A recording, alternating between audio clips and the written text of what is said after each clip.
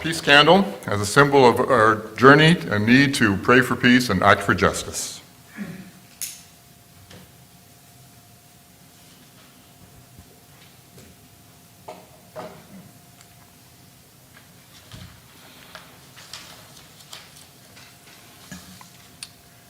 So today, I want to go through 10 commandments for being actively nonviolent in this world.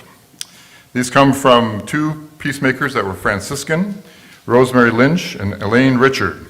And they've identified these commandments for those of us seeking a spiritual life of nonviolence. So, act of nonviolence calls us, number one, to learn to recognize and respect the sacred in every person, including in ourselves and in every piece of creation.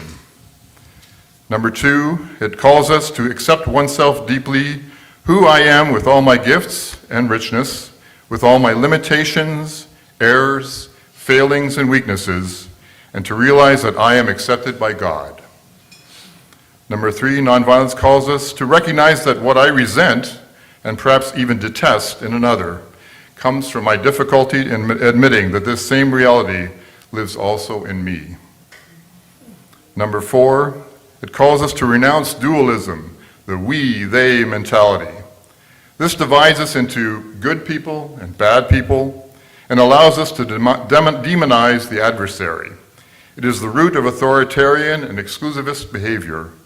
It generates racism and makes possible conflicts and wars. Number five, nonviolence calls us to face fear and to deal with it not mainly with courage, but with love. Number six, nonviolence calls us to understand and accept that the new creation, the building up of the beloved community, is always carried forward with others.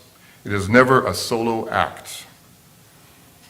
Number seven, nonviolence calls us to see ourselves as a part of the whole creation, in which we foster a relationship of love, not of mastery, remembering that the destruction of our planet is a profoundly spiritual problem, not simply a scientific or technological one. We are one. Number eight, active nonviolence calls us to be ready to suffer, perhaps even with joy, if we believe that this will help to liberate the divine in others. This includes the acceptance of our place and moment in history with its trauma and with its ambiguities. Number nine, active nonviolence calls us to be capable of celebration, of joy, when the presence of God has been accepted and when it has not been, to help discover and recognize this fact. And finally, number 10, active nonviolence calls us to slow down, to be patient, to plant the seeds of love and forgiveness in our own hearts and in the hearts of those around us. Slowly, we will grow in love, compassion, and the capacity to forgive. I now invite you to all pass that peace of Christ to each other. Please rise, if body or spirit. Peace be with you.